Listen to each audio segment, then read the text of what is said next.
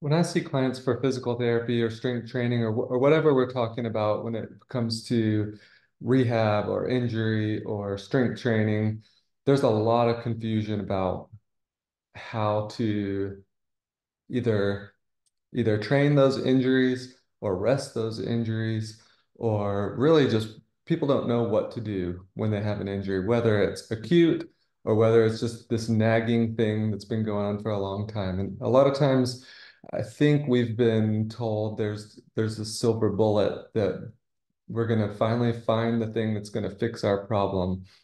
And I just don't think that really works that way. And I don't think there's any magical clinician or orthopedist or acupuncturist or deep tissue massage therapist. So I just really wanted to propose a very basic framework to help people think about how injuries occur and how to have a framework to start rehabbing those things. So really basic. I wanted to make it as simple as possible. Obviously, our bodies are way more complicated than this, but we just need a little model to start understanding the world, even if it's imperfect. And so, starting from the very basics, to remain injury free, our tissue tolerance needs to be above our function. And if you look at that line there and you just think that's sort of your tissue tolerance. And the way a lot of times we'll explain this to patients, if you're going fishing and you have 5 pound line and you catch a 10 pound fish, the line's going to break. And so, however you consider your function, and it is very complex and there's a lot of variables. So it's really hard to say do X amount because everything we do is sort of some level of stress outside of getting out of bed. And so there's a lot of variables. If you're considering squatting or whatever, running, but you were on your feet 4 hours the day before, all those factors sort of play in. But from a very high level, our function needs to be below the tolerances of our tissues. And that sort of makes sense. We're a mechanical thing.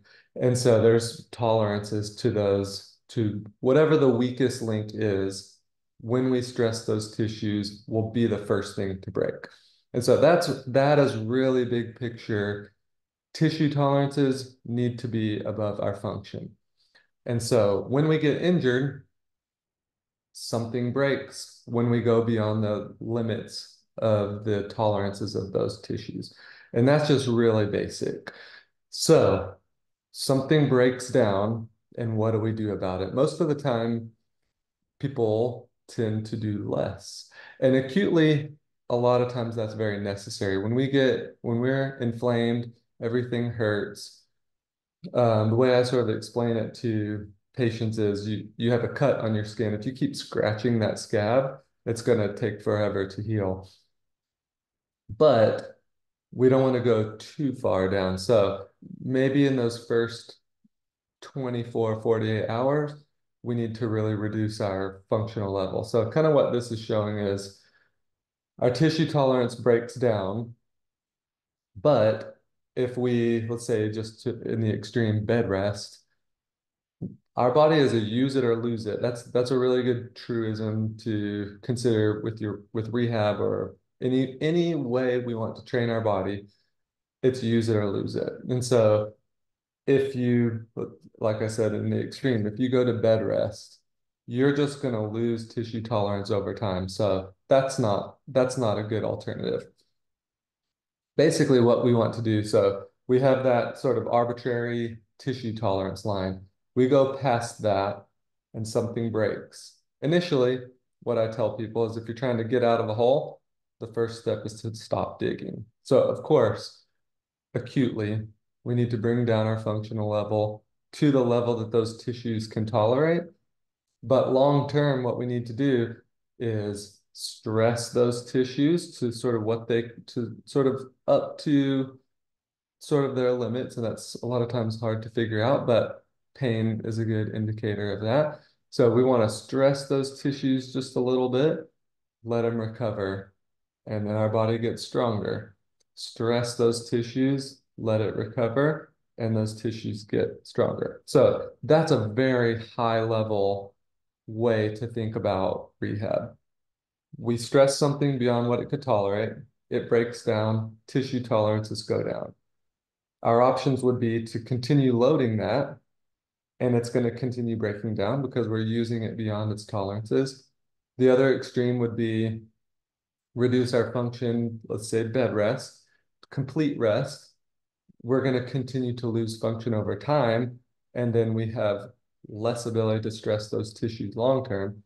And so what I'm suggesting is injury happens, reduce function to what it can tolerate, and then slowly build that up over time. And I put this in here because a lot of times people come in and they want to know the diagnosis. They want an MRI. And really the way I've sort of started thinking about movement is just pattern. And so yes, two people might have the same diagnosis of rotator cuff injury, but really we don't treat a diagnosis. Ultimately, our body will heal if we give it the time and the appropriate stress. But for long term, really what we want to consider is what was the pattern that led to that injury? And those are two separate things. If you think rotator cuff injury, that let's just say there's a tear.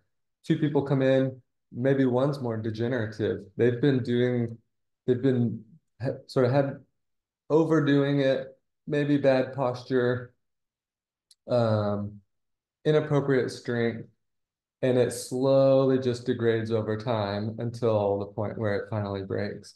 Someone else might have a very traumatic fall or something like that. It's all over the map, but sort of the way I think about those patterns is inputs and outputs. If we're trying to do an arithmetic problem, you can arrive at eight lots of different ways. And so that's very similar to how I think about injury. So we don't want to get too hung up on what's the diagnosis, because ultimately it doesn't really tell us what to do about it. What's really important is figuring out the pattern that led to the problem. And then we know the inputs that we can address going back, basically reverse engineering what happened, addressing those deficits that we find, and then the body will do its job of healing. So I think that's a really important distinction between diagnosis and the pattern that created the diagnosis. And ultimately, the thing that we can work on is the pattern. We can't treat necessarily the diagnosis. And here's just a very concrete way to say movement is not movement. And there are more and less efficient ways of moving. So you can see the picture on the left, um, how really flat the spine is, where on the right it has this nice smooth curve. And so one person on, let's say the person on the left, you can see sort of down on the right where most of that, where his skin sort of folds at his waist, he might come in with back pain there if his function is demanding this sort of side bending movement, where the person on the right could potentially have the same sort of pain, but probably for very different reasons. The person on the left, there's that his spine is really stiff above and below that segment. And so we could try and strengthen that painful segment all we wanted. But if there's this basically a lever on either side of that hypermobile spot where it's moving too much, strengthening is not going to help it. As long as those segments above and below are stiff, they're really just creating a fulcrum to keep hinging at that spot. And so strength is not really probably an option there, or a solution to his problem. Although, of course, strength is always a good option to start with. Where the person on the right, he looks like he moves much more efficiently in that specific motion. So he might not be as prone to breaking down in that specific pattern. And so here's really bread and butter how I think of function. So you can see at the top, it gets very pointy and specific. So The bottom is very general, the top is very specific. And so this is really how I think about how rehab and training works. Our body responds to very specific stresses. And so at the top, if, for example, someone wants to run a marathon, they can't ride a bike to get better at running a marathon. They have to run and slowly build up to that marathon distance. And that's really the only way their body can do the thing that they want it to do is by specifically stressing it.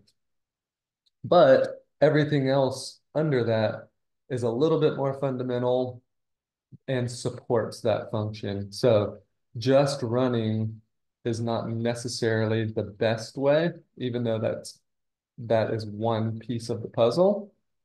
And so if that level just below the general physical preparation, just think of that as our body likes stress to a point. And so I think strength training is just a great way to really toughen up our tissues, not necessarily that specific stress like the running would be, because of course we can overdo that. And the more specifically we stress our body, the more likely we're going to overuse. You know, you think a run could be easily 20,000 steps. Just a little inefficiency there adds up over time.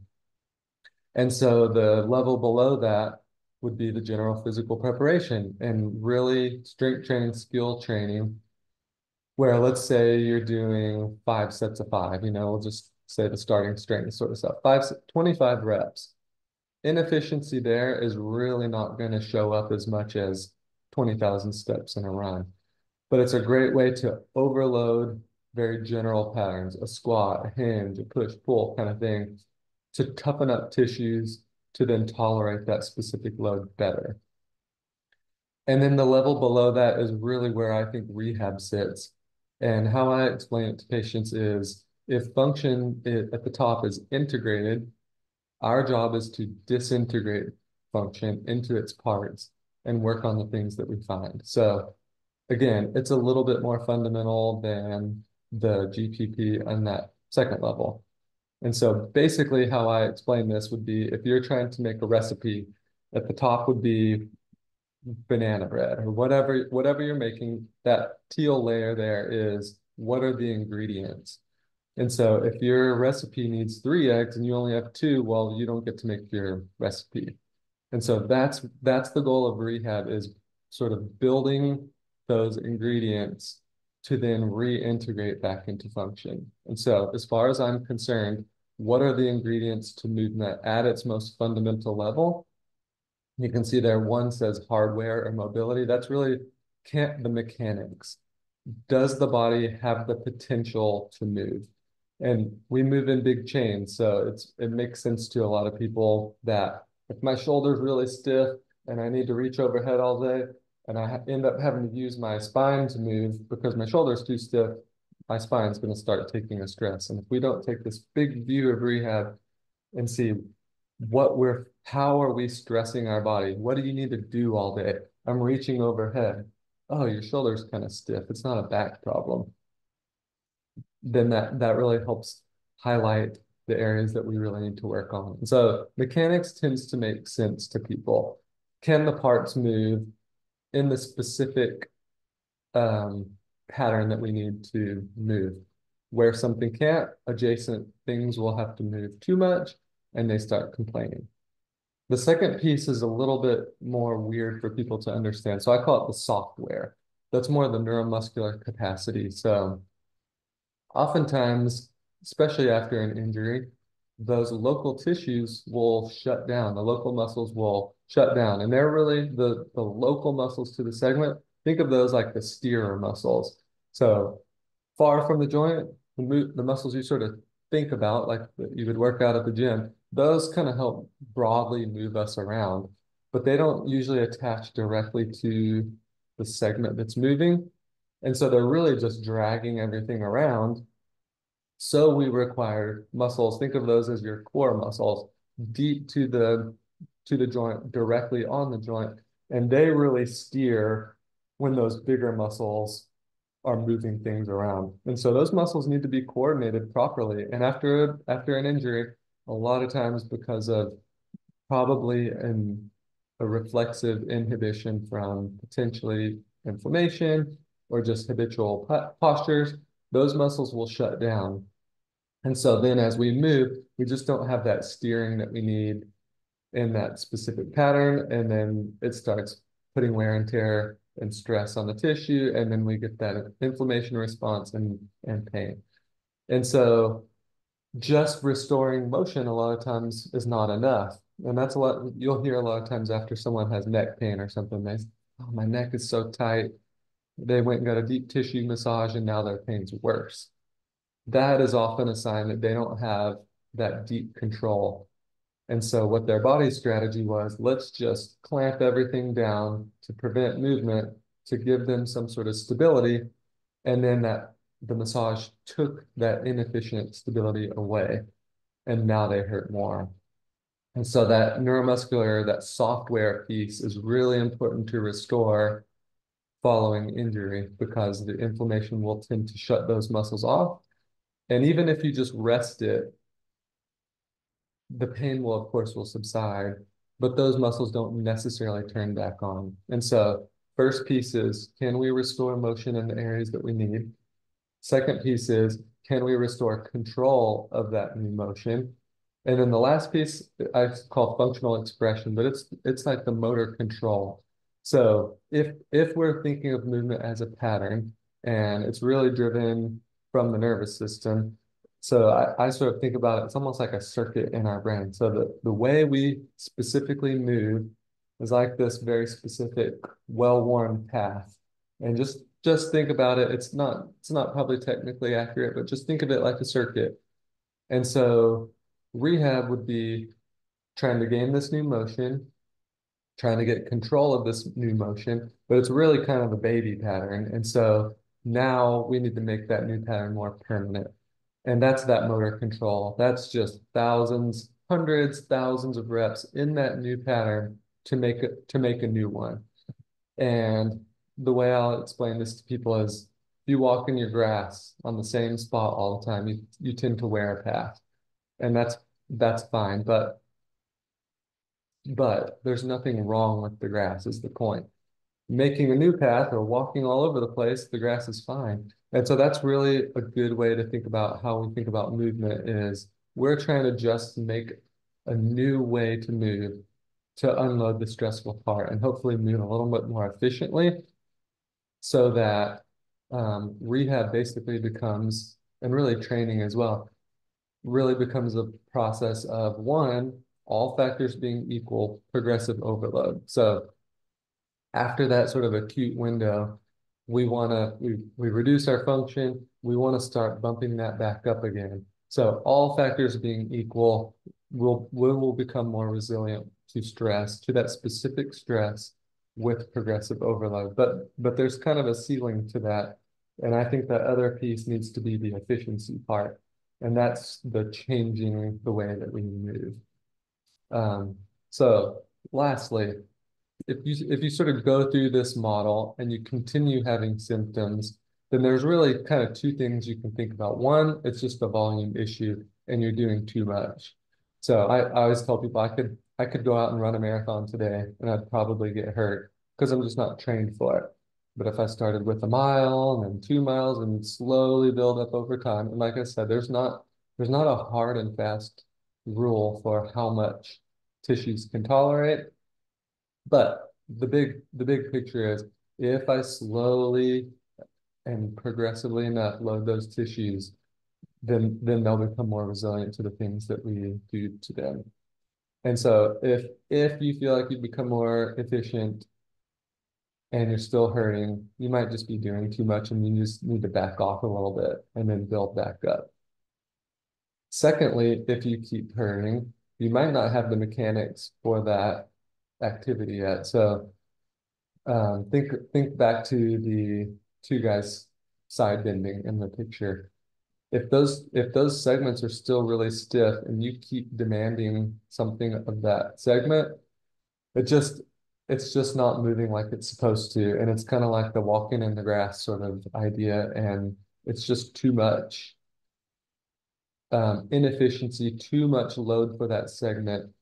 And by getting motion elsewhere, getting control elsewhere that you might not have, that might be the reason those segments are so stiff, you can finally unload that segment. So if you've backed up, you know it's not a volume issue and things are still bothering you, you might just need some more treatment or some outside help. But in a very general sense, our bodies are um, anti-fragile. That means they're complex systems. They like stress. So lastly, I just wanted to leave you with really a way, just here's the 30,000 foot view of how to think about rehab. And so one, the body's a complex system. It likes stress. It becomes more resilient if we slowly and appropriately load it. So that means you can't just rest it. However, when injury happens in the first few days, maybe, you do have to reduce your level of function to allow tissues to heal. And I call that the stop the bleeding phase, basically. So you need to allow, let's say, that scab to form. You need to get the inflammation down after that acute phase. But longer term, rest is not what we want. We will break down over time with too much rest. And so one is the load management. You gotta reduce the load on those tissues and slowly build them back up. Two, this is the piece people miss a lot, is dealing with that pattern that created the problem. If you let it rest and then you go right back to the same pattern of movement, of course, you're going to break down. Even if you went to the orthopedist and you got an injection and it doesn't hurt anymore, the problem is still there. And so you really need to deal with that. So when it comes to load management, I run into your tissue tolerance. Maybe you'll get a little sore, that's okay. Let it recover. Push it a little bit more, let it recover. And there's a lot of variables: volume, intensity, frequency, exercise selection. How well are you recovering? If you're not sleeping, if you're not getting proper hydration, it's going to be much harder to heal. So those are some factors you can sort of think about. And then lastly, move more efficiently. And that's those three sort of categories in that teal level. And that is, do you have the mechanics? Can all the parts move like they need to in the specific pattern that you need them? Let's say a squat or running. Secondly, do you have control? Just because you get motion in a spot doesn't mean your body necessarily knows how to do that. And then lastly is the motor control. Can you integrate that new pattern that you've made into your function so that you're not stressing those tissues the same? So I hope this makes sense. It's a very basic model of rehab. Of course, it does not include everything. If you have any questions, feel free to email me. My name's Nick Engel, and you can email me at atxphysicaltherapy@gmail.com, and I'm happy to help as much as I can. Thank you.